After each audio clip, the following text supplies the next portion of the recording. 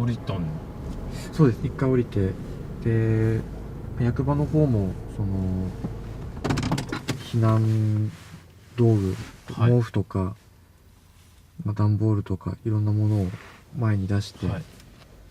で避難してきた人にそれを提供している状態だったんですけど、自宅に行った時にはいそのコンセントとか、抜いておいてねっていうことは伝えたんですけども、はいもしかしたらそのアイロンのスイッチを消し忘れたかもしれないっていうこはいとを言われたので、まだその津波がこんなにひどかったと思ってなかったので、じゃあ戻ってスイッチ消しに行こうかっていうはい話をして、また車に乗ってはい。自宅の方に向かいました。その時駐車場はもうまた混んではいないんですか？もう次から次へと次へともう車が入ってきてる状態なので、その時はもう駐車場はほとんど埋まってたと思います。左に、ここ左。はい、じゃあもう役場の人もそういう対応をしてるような。そうですね。もう車をどこに止めろとか、毛布もらったかとか、そういう話をずっとしてました。ここまっすぐです。まっすぐです。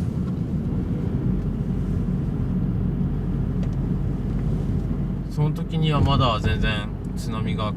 来てるような様子はなかったです。なんか来たっていう話はあったんですけども、ただそれが役場に行った時とかですね。こう右です。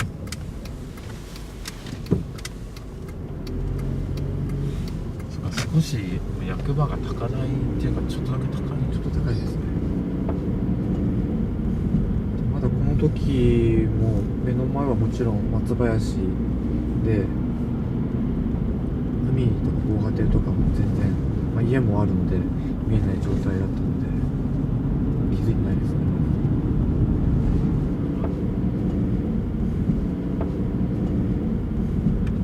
ここ左。これ左です。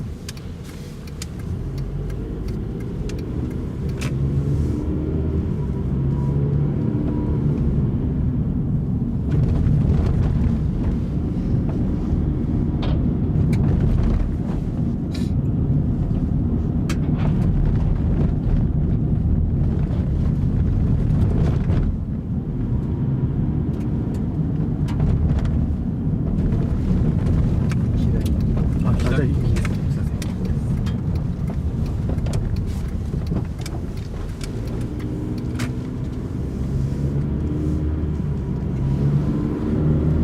それでここですね。はいここのカーブを曲がったあたり行ってはい車が来たんですよ。はいで車が来て、はいで僕ここで車止めたんですよ。はいでその時に多分何かがあったと思うんですけど、車線がちょっと小さくなってて、はいで向かいからもうすごい勢いでもう早く陸の方に行けって言うので、僕その時はもう全然気づかなくて、はいこの車は何を言ってるんだろうと思ってた時に、目の前に海があるんですけども、はい海があそこのちょっと残ってる松林はいとか、あそこの下水処理場の上を越える、はいもう白とか黒とかいろんな色のなんか壁みたいなものが来てたんですよ。それがもう津波ですごい勢いでも慌ててもうすぐギアをバックにして、でここにちょっと U ターンできる場所があったので、もうすぐここで U ターンをして、もう6号線のもっと山の方に必死に逃げてました。その壁のような白と黒の波を見た時にはどんな気持ちになったんですか？どんなもう感じに？自宅はなくなっただろうなっていう気持ちがなんか芽生えたっていうか、残ってるかもしれないと思いつつも、でも最悪なくなっただろうなっていうのはもう感じましたね。とにかく、本当に見たことのない景色だったので何も考えられなかったですね。とにかく逃げようみたいな、早く山に行こうっていう気持ちだけでしたね。波が本当に越えた瞬間に目の前の松林が全部倒れて、黄色の粉塵みたいなのを一気に立ち上って、多分家が崩れた木材のくずだとかと思うんですけども、その記憶は本当に鮮明に残ってます。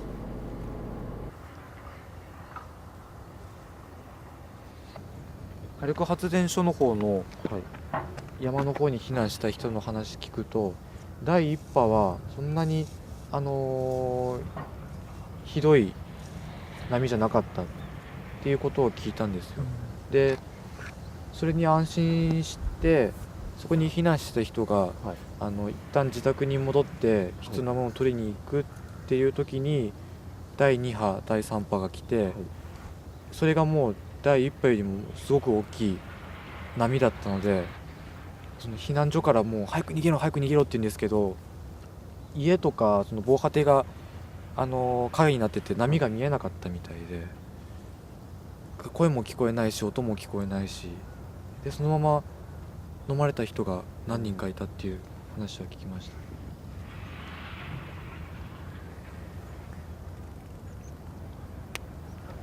多分僕が見たのはその第2波第3波だったんじゃないかなっていう思います。なんか今僕たちここにいてもその木の上の波が来たって他の映像でも見てはいるんですけど、ここの前に立ってみるとやっぱり穏やかな波見ると全然想像つかない。そうですね。多分もう木の高さなので15とか20メートル以下前までもこの規模の波は来てたと思うので、今改めてこうやって見ても全然想像がつかないですね。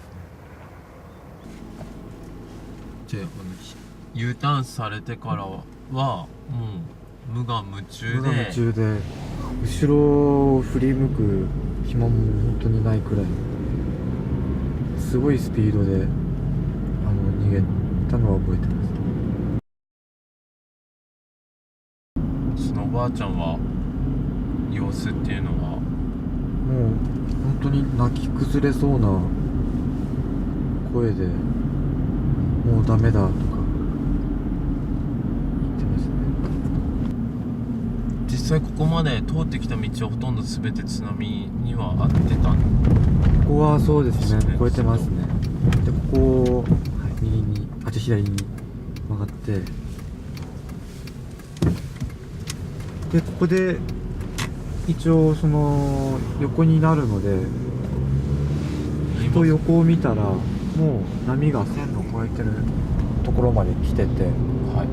それもすごいスピードだったのでどんどんこっちに来るっていうのがもう見えてたんですよ。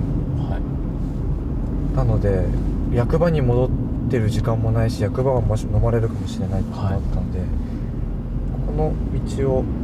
右に行くところはあるんですけど、ここ右に曲がりました。もう一度左側に津波見た時の恐怖感ってすごいような気がするんですけど、もう本当に恐ろしくて、ここをすぐまた右に曲がって、とにかく津波と同じ方向に逃げれば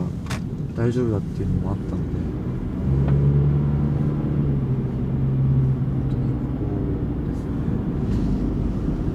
ここ走る、こう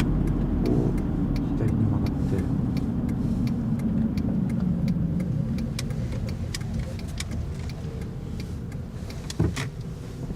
その時にはもう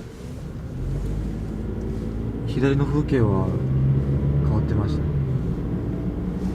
どんな感じに？なんかキラキラしてたというか、もう海の波の反射で光ってたっていうか、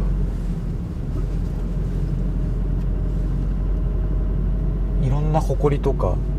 水しぶきとかもやもやしてて、よくわからないようなことになってました。ここまっすぐですね。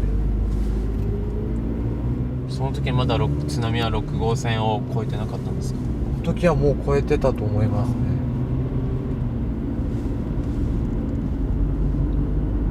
この、道を右に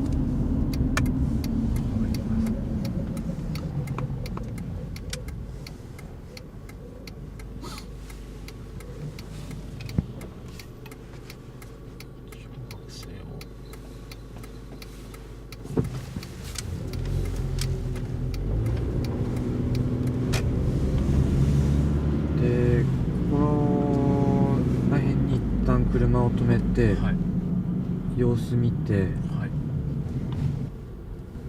とにかくもっと山の方に行こうか、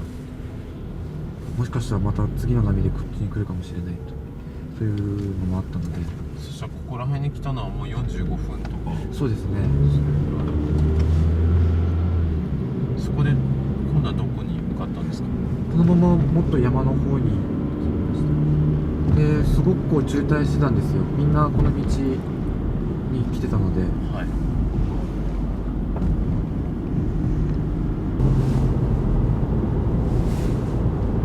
このまままっすぐ行くと、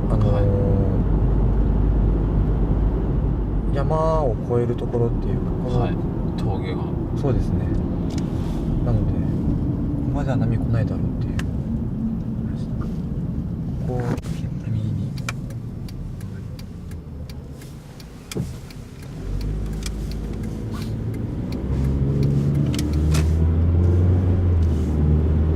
ただその行く当てもないので、はいこの時はまずどこに行くかどうしようかっていうはい感じでしたね。右に曲がってもまだ渋滞は続いてたんですか？こ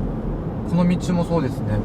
もうこの道路が今この部分が崩れてたので、ああ、じゃあ道が悪くてスピードも出せない。そうですね、出せなかったので、この道がさっきの曲がった北上したところの道なんですけど、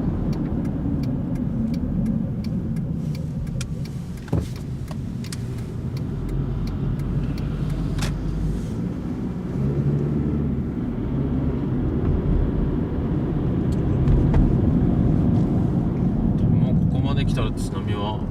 大丈夫だとは思いましたね。でも見てるものが見てるものなんで、なんか動機とかなんか驚きって止まらなそうです。本当に息は荒かったですね。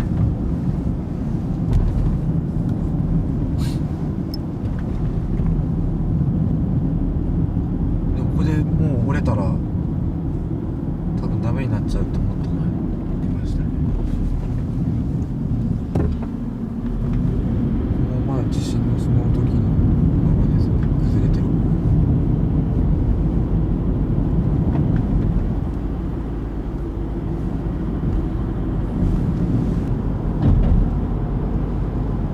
車が今通ってるところを右に。まだこの時はどこに行こうかとかはなかったんですけど、はいまたでもどこに行こうかっていう目的はなかったんですけど、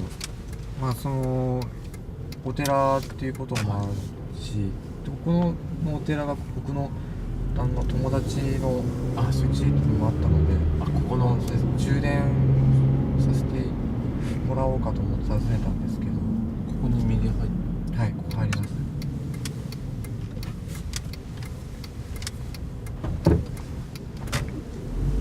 でここを左で、この広いところでずっと待機してました。この待機してるうちでももう本当に何回も強い揺れが来たりで、ここからもちろん海見えるので、どうなんだろうっていうのを、もう雪も降るし地面は揺れるし波は来るし、どうなんだろうってすごい不安でした。ここから見た風景っていうのはその4時から4時半頃っていうのはどんな感じだったんですか？もちろん波が来て、浸水してるので、太陽の光で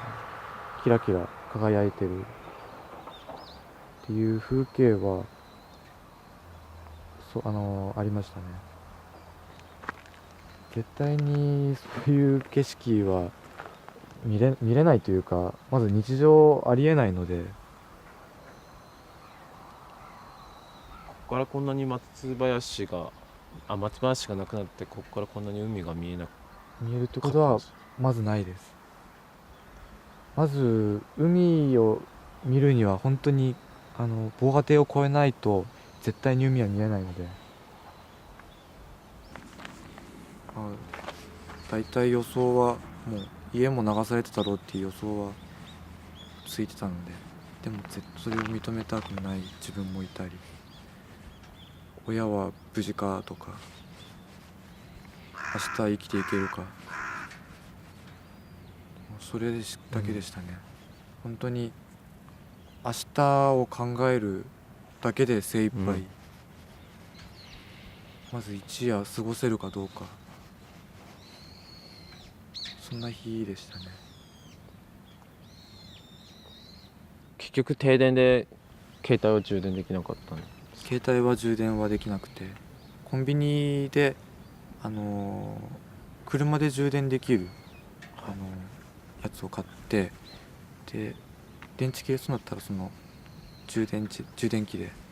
充電はしたんですけども、ガソリンの限りもあるので、あまり使わないように心がけて。じゃあこちらから、役満近くのコンビニエンスストアまで行って、はい、でその後はもう、小学校中学校が避難所だと思ったのでそこに行きました。実際に行ったのはどこになる？実際に行ったのは中学校の避難所に行きました。その時中学校ってどのような状況だったんですか？中学校周辺はその避難してきた人の車とかがもう道路の脇にいっぱい並んでる状態で、中も本当にいっぱい人がいて、で電気ももうないので、明かりもない中、懐中電灯とか、ラジオの音とか、あと怪我した人の手当てとか、とにかくもうみんな冷静には対応してたのかなと思います。そこの中学校の避難所には実際竹澤さん何日ぐらい？僕は2週間そこにいました。両親が迎えに来るって言っても、仙台のご飯のこととか、避難所はもう次の日とかからはもう少しずつご飯は食べれたので、食料を住むところとか確保するまでは避難所にいた方がいいっていう話でずっと避難所にいました。それから仙台に引っ越すんですか？仙台に引っ越しました。今振り返ると3月11日からその後とか津波とかもしくは避難してる時っていうのを振り返ってみると、なんかどのように今感じてますか？でも自分の生き方っていうか、もうそういうのを本当に改めて考えさせられる出来事だったなと思います。全然その地震前と後とは自分の考え方とか向き合い方とか全然変わりましたし、